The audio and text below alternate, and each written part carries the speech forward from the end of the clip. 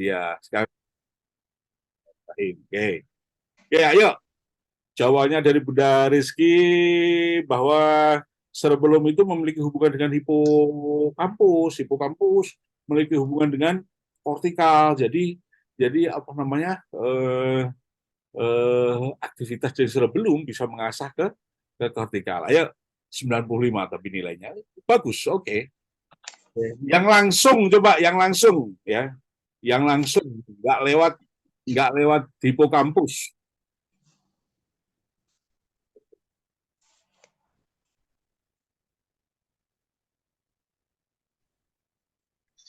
Cerebellum membangun kecerdasan ya. Kecerdasan rasio ya. Kecerdasan kan ada kecerdasan motorik, cerebellum pasti membangun kecerdasan motorik. Tapi cerebellum juga membangun kecerdasan emosi juga. Cerebellum juga membangun kecerdasan rasio atau kecerdasan kognisi. Ayo, tadi jalurnya satu sudah disampaikan oleh Bunda Rizky. Oke.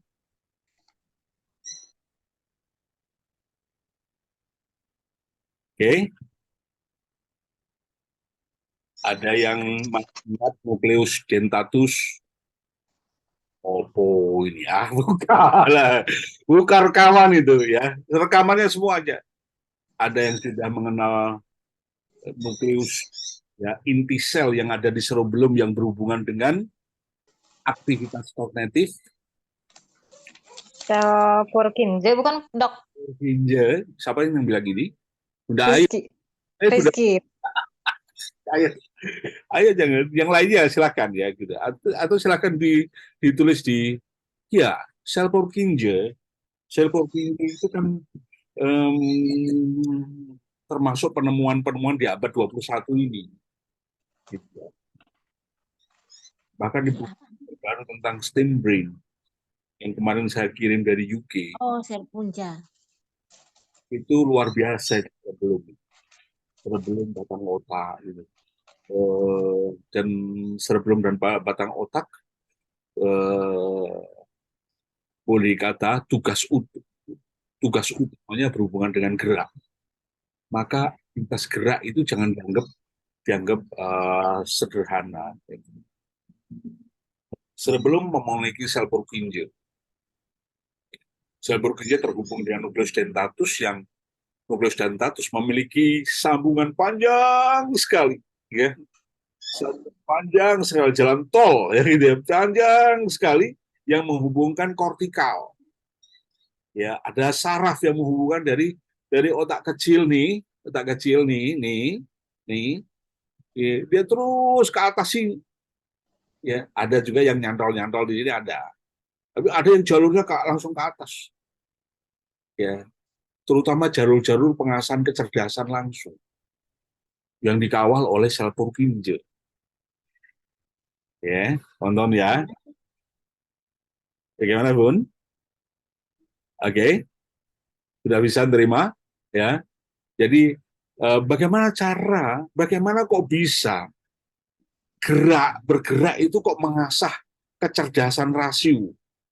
Ibu-ibu kan paling bingung kalau kecerdasan rasio. Begitu anak nggak bisa baca, tulis, berhitung apa-apa kan bingung. Padahal cara melatihnya itu sudah pirantinya sudah disiapkan sejak awal pertama kehidupan anak. Oke. Sejak anak-anak melatih sistem sensoriknya di usia 0 sampai 3 bulan. 0 sampai 3 bulan itu luar biasa. Ya, aktivitas. Terus kemudian kalau dipanjangin sampai anak-anak usia 0 sampai 2 tahun sampai 3 tahun, wah itu ngelutek kayak urusan motorik sensorik ya. Salah satunya adalah aktivitas gerak. Oke ya teman-teman ya. Itu pijakan ilmiah teman-teman. Pijakan yang Anda ngomong begitu di forum-forum besar pasti Anda dikira ahlinya. Ya. Tapi nggak apa-apa. Baca gitu aja kan nggak bisa tuh. Apalagi kami ngelola sekolah politik. Ya. Ada sel saraf dari cerebellum menyambung ke kortikal. Iya. Oke, itu kita sudah berkali-kali loh teman-teman menyampaikan itu. Ayo teman-teman usahakan, please deh teman-teman ya, eh, boleh nggak hadir ya, mungkin karena kerepotan dan sibuknya apa-apa. Tapi please awalnya dengerin rekaman. Saya Dokter Amin juga sering dengar rekaman, ada kuliah di mana apa namanya nggak ikut, akhirnya kita dengar. Kalau nggak sampai videonya, audionya saja, ya, audionya saja. Sambil goreng, sambil masak-masak, asik lah teman-teman. Sambil dengar, nanti kan automatically lama-lama. Oke, clear ya teman-teman ya. Dasarnya sebuah aktivitas, ya. Dasarnya sebuah aktivitas. Kita lanjutkan. Motorik halus berkembang sempurna. Ya, motorik halus. Motorik halus ini terutama perkembangannya di 0 sampai 3 tahun ya. 0 sampai 3 tahun itu ada kawal, dari 0 sampai 3 tahun itu juga teman-teman harus serius ya mengawal putra-putri kita ketika tumbuh dan berkembang di tahun-tahun pertama. Di tahun-tahun pertama itu banyak sekali pijakan-pijakan apa namanya yang Anda bisa bisa asuh ya untuk kecerdasan anak ya gitu ya. Eh, Anak cucu saya yang nomor 2 ini usia 3 bulan ya, usia 3 bulan, otot lehernya yang lebih dulu kuat daripada otot bahu sama otot paha. Eh, Akhirnya sekarang dilatih miring, lagi miring dikit nangis, balikin lagi, latih lagi miring. Lama-lama sekarang dia pas dilatih miring sudah nggak nangis, terus kemudian langsung dia bisa menguatkan, langsung tengkurap. Nah, gitu. Kalau tengkurap udah 1 menit 2 menit mulai dia nangis, mungkin mungkin apa namanya perlu penguatan diantaranya terbiasaan dari otot-otot dada dan seterusnya. Iya, ya sel Purkinje, ya sel Purkinje. Itu ada di slide-slide yang lama. Coba saya keluar dulu, coba ini. Saya lihat dulu ya ini ya, biar teman-teman ingat gitu ya. Nah, ini kita kemarin juga bahas ini juga. Oke, perhatikan ini ya. Melatih kendali gerak. Saya ulangi ya. Melatih kendali gerak, aktivitas itu dilakukan oleh batang otak. Ini namanya batang otak yang kita segi 4 ini. Kemudian belakangnya batang otak, di punggungnya batang otak itu ada otak kecil yang namanya cerebellum. Nah, ini dua komponen otak yang betul-betul memiliki kontribusi yang luar biasa ketika anak-anak bergerak. Ya, ketika anak-anak bergerak. Dan dua komponen otak ini ya juga memiliki peran ya, para ahli mengatakan dua komponen ini yang membangun kecerdasan motorik itu dari dua komponen ini. Ya, kecerdasan teman-teman, kecerdasan. Kita ini dikit-dikit berbicara tentang kecerdasan anak. Ya, kalau kita ngomong kapasitas anak, yang kita ngomongin selalu karakternya anak. Setelah itu apa? Kecerdasannya anak, terus literasi dan seterusnya. Oke ya, jadi ini perhatikan. Ya. Nah,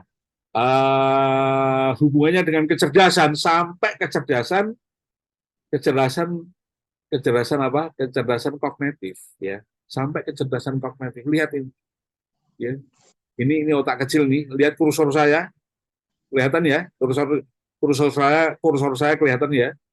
Ini dari sel Purkinje, terus nukleus dentatus, ya. Ada jalur saraf, lihat sampai ke kortikal, ya.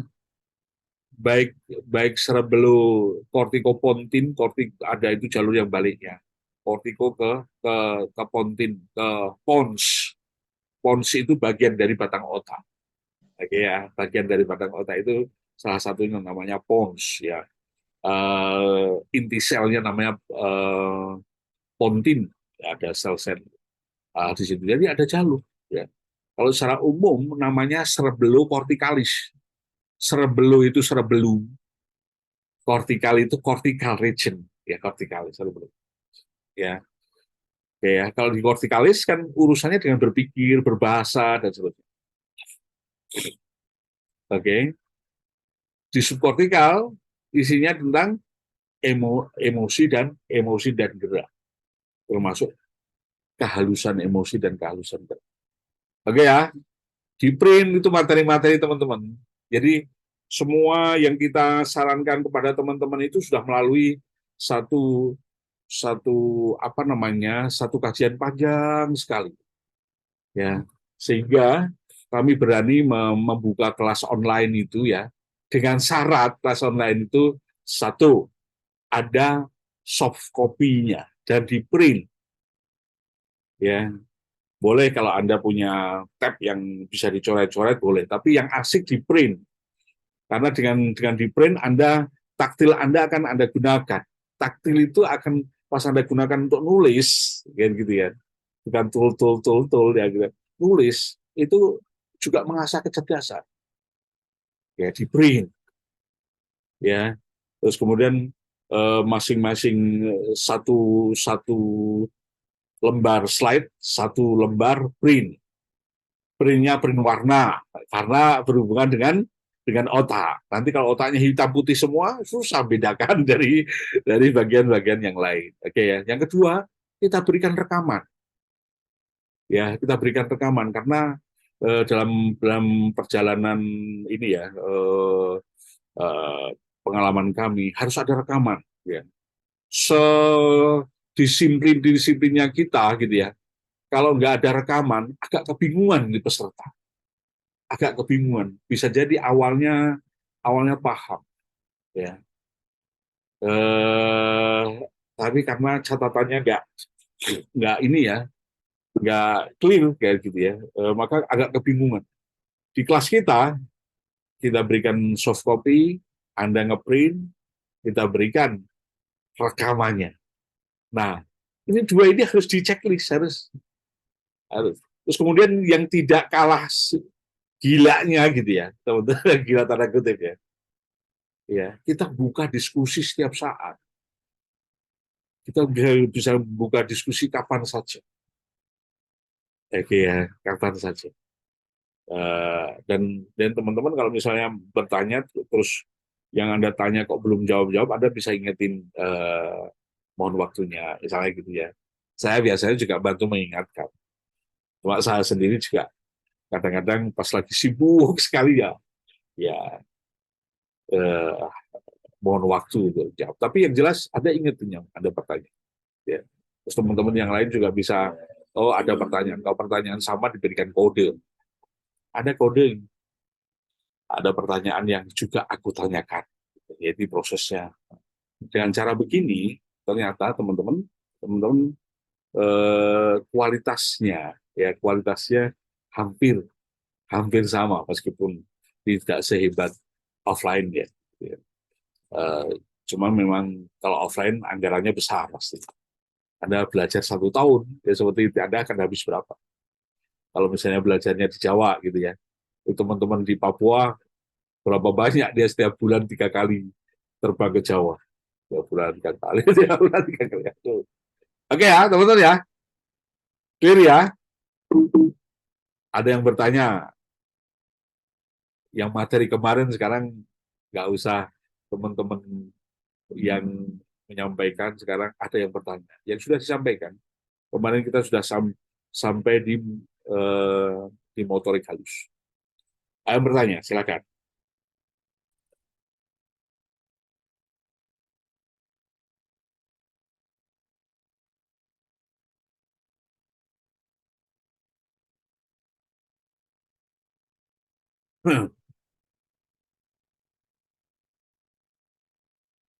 Oke, sudah nggak ada.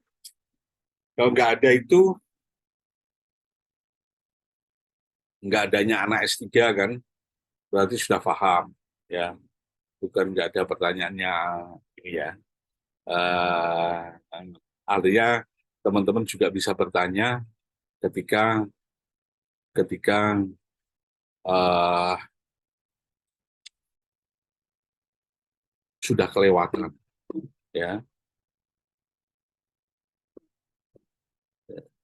Oke, motorik kasar sudah kemarin, motorik kasarnya sudah. eh Kita masuk di motorik halus ya, biar biar langsung. Dan ini ada beberapa aplikasinya di usia 3 bulan, seperti ini ya. Ini pemandunya itu, teman-teman kalau ingin beli, ya teman-teman kalau ingin beli, Anda bisa beli, em, Anda bisa beli buku ini. Nggak terbalik kan? Ini buku ini bagus ini. Salah satu referensi yang kita gunakan adalah referensi riset dari Mayo Clinic. Ya, Mayo Clinic ini ada beberapa edisi ya, gitu ya. Cuma memang teman-teman sambil belajar lah bahasa Inggris lah, gitu ya. Tapi bahasa Inggrisnya sederhana kok teman-teman, ya, gampang sekali bahasa Inggrisnya dan mudah dipahami, gitu ya. Selain ada occupational for children, ya, itu model textbook yang agak lebih besar lagi. Jadi itu yang kekinian, itu riset-riset yang di atas tahun 2015 gitu ya, riset-risetnya di sini kita kita ambil. Oke, ini yang ini nanti ya, seperti ini ya. Ini teman-teman bisa baca sendiri ya. Nanti ini juga akan dikuatkan oleh ada Bunda Kotim, ada Bunda Ira, ada Dokter Putri ya, akan menguatkan di ya, ini salah satu mainan-mainan yang ramah otak ya. Salah satu mainan yang ramah otak. Lihat mainannya pakai pakai kerincing ini aktivitas-aktivitas yang berhubungan dengan motorik motorik halus ya teman-teman. Apa yang dilakukan sih, kita putar coba.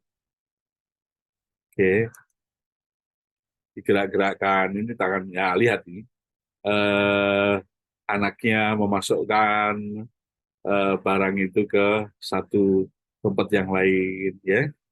Eh, ini ketika masih usia-usia baru masuk ke 2 tahun ya.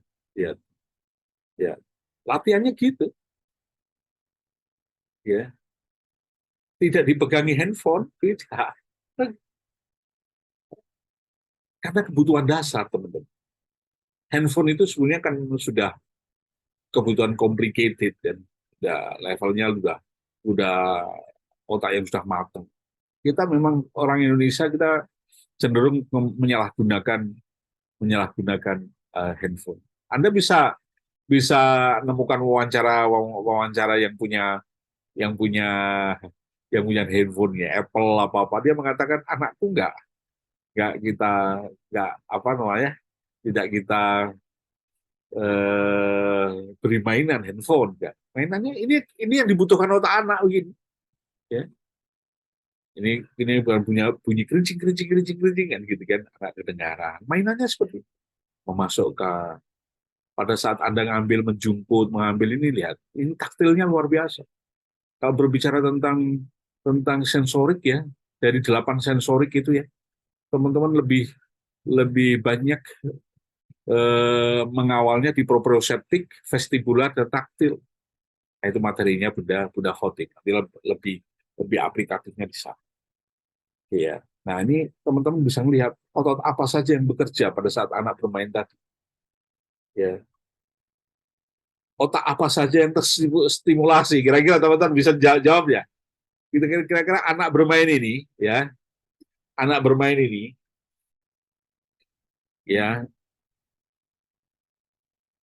pas anak bermain ini berbunyi kerincing gitu ya. Sensorik apa yang bekerja? Saraf-saraf sensorik apa yang tersentuh? Ya, otot apa yang tersentuh? Ya, oke. Otak apa yang terangsang? Ini kan bisa. Ya, ini vestibularnya dapat, oke. Proprioceptiknya dapat. Anak ya merasa apa namanya? Dia menyadari bahwa posisinya dia berdiri dengan memegang dinding dan seterusnya. Oke, teman-teman. Halo, masih ada kan? Saya kira kok sepi. Oke, nggak ada pertanyaan? Iya, belinya di Amazon, Bun. Ya, Anda klik aja Amazon ya, Mayo Clinic ya. Eh, banyak buku-buku, tapi di Amazon banyak sekali gitu ya. Ya, salah satu yang saya rekomendasi itu ya, Mayo Clinic. Buku-buku dari Mayo Clinic ya, kajian-kajian pediatriknya bagus ya. Baik baik dari sisi penyakitnya maupun sisi apa namanya aktivitas-aktivitas untuk memberikan rangsangan ke anak-anak, memberikan rangsangan ke otak. Oke, okay?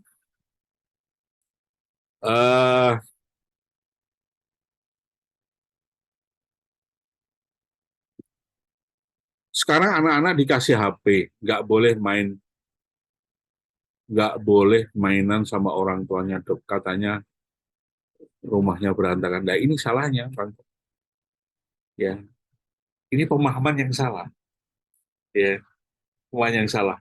Saya kalau mempotret ruang ruang keluarga saya, ya, saat ini cucu-cucu datang, ada 2 cucu datang, berantakan.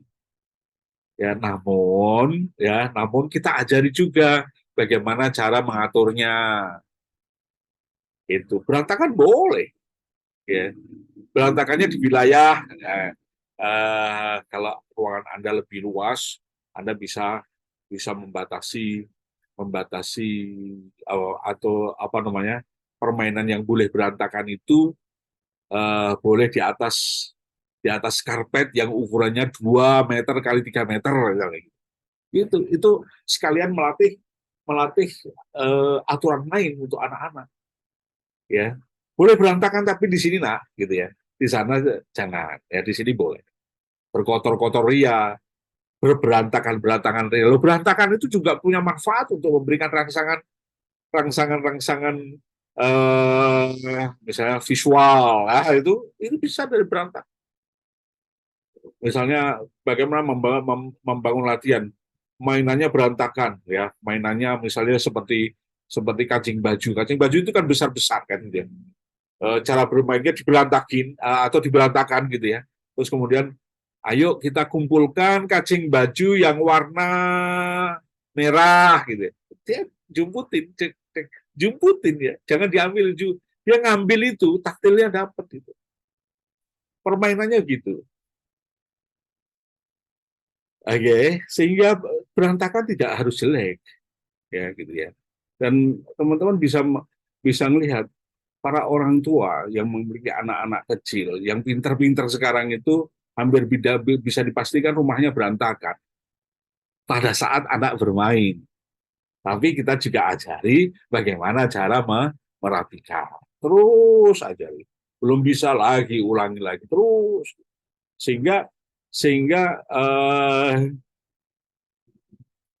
kelak nanti ya dengan cara berpikir itu aja gitu ya, teman-teman bisa melatih 2 cara berpikir anak. Yang satu cara berpikir lateral, ya, barang berantakan itu membuat anak melihat sesuatu itu view-nya lebih besar. Oh, di sana misalnya kita buat berantakan ya, mainannya seperti misalnya mainan tadi ya, kancing baju tadi ya, yang warna-warni kancing baju itu ada yang hitam, ada yang kuning, ada yang putih, ada yang merah, ada yang macam-macam gitu ya. Di situ berantakan di ukuran tempat bermainnya 2 kali 3 itu ya gitu. Ketika Ketika ada ajak bermain, ayo kita ngumpulin. Sekarang kita ngumpulin warna kuning, gitu ya. Ya, kalau punya mainan begitu, warna kuningnya jangan cuma satu, jangan. Warna kuningnya 7, misalnya gitu ya. Anda beli di toko-toko apa namanya? Kalau itu kan toko-toko jahit itu ya. Anda bisa beli apa namanya warna kuning satu lusin, warna merah satu lusin, warna kan gitu, ya. Murah meriah teman-teman, nggak usah beli yang mahal-mahal, murah meriah. Tapi efek terhadap latihan otak itu sangat luar biasa, ya. eh, Motorik halus. Jadi teman-teman, para orang tua yang apa namanya sengaja secara leluasa, ya, secara luasa melepas handphone pada anak-anak itu, ayo kita bareng-bareng memberikan edukasi secara luasa. Ada yang lain, ini efek tetangga gitu ya. Apalagi kalau sudah sekolah gitu ya, ada teman yang lain punya handphone, putra putri Anda nggak punya handphone, dan seterusnya ya. Seperti itu tuh, itu berdampak kepada perilaku anak. Nah, seperti itu kadang-kadang orang tua perlu perlu kebijak perlu perlu lebih bijak ya, menggunakan handphone untuk anak-anak ya gitu ya, lebih bijak. Selama cara penyampaiannya, cara memberikan latihan-latihan, khususnya latihan motorik dan sensorik dan motorik dengan baik ya, anak relatif relatif apa namanya komunikatif sebetulnya, ya, tidak tantrum dan ntar ya stop dulu, nah ya, atau apalagi anda berikan edukasi pada anak-anak bahwa bermain handphone, ya, kalau apa-apa pakai handphone itu berdampak kepada mata, nah, gitu kan, matanya anak-anak belum kuat. Nah, sampaikan. Terus Anda tampilkan foto-foto seperti foto di Thailand, itu ada anak-anak yang masih kecil matanya dioperasi. Mengapa dioperasi? Karena dia banyak mau bermain handphone. Ya, karena di mulai dari lensa mata, terus kemudian yang tukang ngatur akomodasi mata itu kan, itu ada namanya sklera ya gitu. Itu kan belum kuat gitu. Nah, itu secara emosional bisa mengerim dorongan anak untuk bermain handphone, ya. Dan banyak banyak cara-cara yang lain, ya. Teman-teman, kalau kalau ada punya eh, ada yang punya ide-ide kreatif, bisa di-sharingkan, bisa dipakai oleh teman yang lain. Oke, anak saya 8 bulan kalau diajak belajar merangkak menangis, Dok. Udah bisa tengkurap dan balik sih. Ya, terus sabar dulu ya. Bunda Anissa, nggak usah, jangan gelisah ya. Menangis ya sudah di apa namanya dilatih lagi. Menangis itu karena dia belum belum tahu melangkahkan, ya, latihan, diberikan contoh gitu ya. Ada ada teman-teman yang lain itu ya melatih anaknya merangkak itu dengan cara apa? Di perutnya itu ya, pakai selendang, teman-teman. Selendangnya diangkat gini. Ya, terutama anak-anak sudah 5 bulan itu seyogianya dia sudah bisa merangkak ya gitu. 5 bulan, 6 bulan itu kalau belum, harus dibantu dengan gitu. Ya, digantungin dikit-dikit gitu sambil diberikan contoh, ya, tangannya maju, kakinya awalnya dengkulnya maju, sambil contoh, sambil sambil bermain gitu. Nah, Bunda nggak usah tegang, santai aja gitu ya, yang penting oke. Anak nggak bisa miring, dimiringin pakai apa?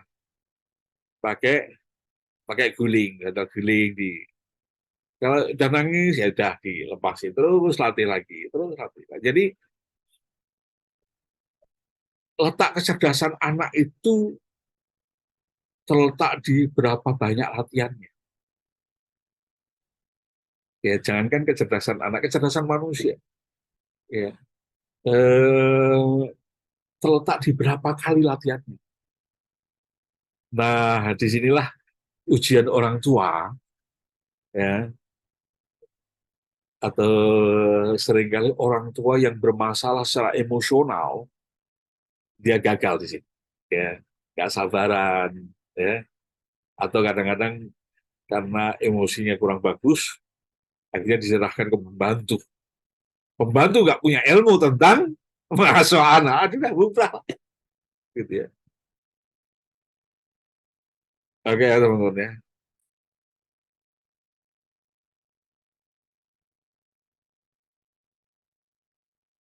Di Jakarta ada outsourcing pembantu. Gajinya bayarannya 8 juta tiap bulan. 8 juta itu di pembantu berapa, 7,5 juta atau berapa gitu ya. Yang 500 masuk di perusahaan. Tapi pembantu itu dibimbing. Pembantu itu dibimbing. Saya pernah membimbing pembantu itu. Ya, untuk mengetahui yang Anda asuh ini anak-anak. Kita ajari tentang otak anak dan sebagainya. Nah, yang pembantu yang berilmu begini mahal gitu ya. Pembantu yang begini mahal. Sebenarnya overall pembantu yang baik, yang penting sabar, dia pasti sukses. Ya. Nanti ada hal-hal yang kurang benar bisa dibenahi. Ya. Begitu ya Bunda Irni ya. Kalau menangis ya, jangan langsung stop merangkak, jangan, tetap menangis, oh ya di break dulu gitu ya. Nanti pas pas apa namanya, saatnya bisa merangkak, dia merangkak lagi. 8 bulan harus bisa. 8 bulan itu batasnya 9 bulan. Ya, batasnya 9 bulan. Ya, ini sebetulnya Bunda Erni jangan sebetulnya merangkak itu latihannya sejak usia 4 bulan. 4 bulan ya. Eh, belum bisa lagi tambah. Nanti mulai tanknya itu 6 bulan. Ya. Anak akan menggunakan merangkak sampai usia 9 bulan. Ya. Untuk apa dok merangkak bagi anak? Untuk membangun kecerdasan. Merangkak itu, Daniel Siegel mengatakan merangkak itu adalah sistem berpikir, sistem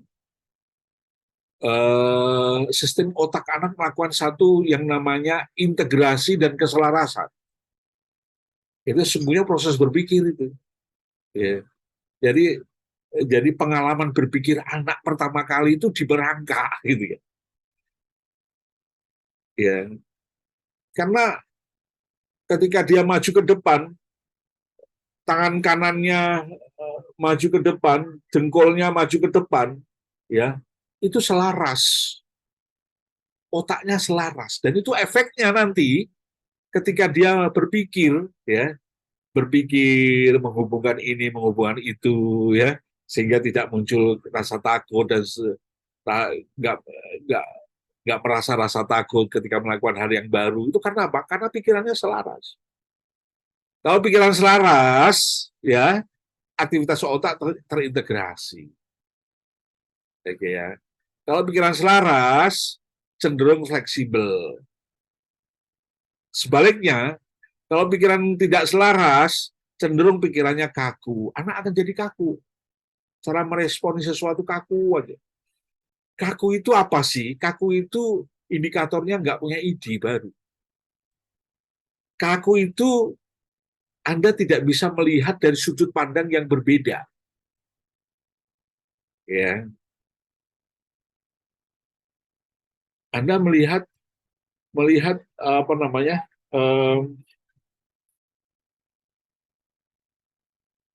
Melihat gajah, ya, melihat gajah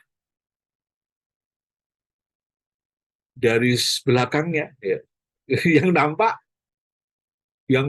dua batang tinggi, ada apa namanya, ada seperti buntut kecil, maka Anda mengatakan gajah itu, ya, modelnya batang seperti pohon kelapa ada dua, terus tengahnya ada seperti dedaunan yang kupat kapit gitu. Harusnya Anda melihat gajah juga dari samping kanan, samping kiri, samping depan, dan seterusnya. Jika anak yang ada keterlambatan dalam berbicara, sel saraf apa yang terganggu, ini nanti Bunda Nur, jangan nanya sekarang ya, ini materi semester 3. Ya, kalau teman-teman di program 50 jam ini kan sampai 2 semester. Ada semester lanjutan. Semester 3 itu berbicara tentang mengenali anak berkebutuhan khusus.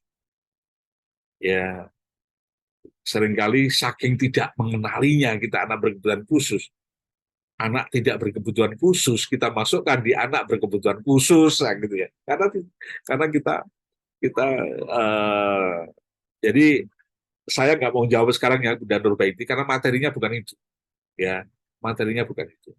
Materinya keterlambatan, disleksia, apapun masuk di materi gangguan atau materi yang ada masalah lah, gitu ya. Nanti di semester 3. Ya, nanti kalau Anda berlanjut lagi itu belajarnya setengah tahun, belajarnya 6 bulan. Ya, benar Baitian. Sabar, satu ya. Eh, apa namanya, belajar neuroscience ini harus tahap demi tahap ya. Jangan lompat sana lompat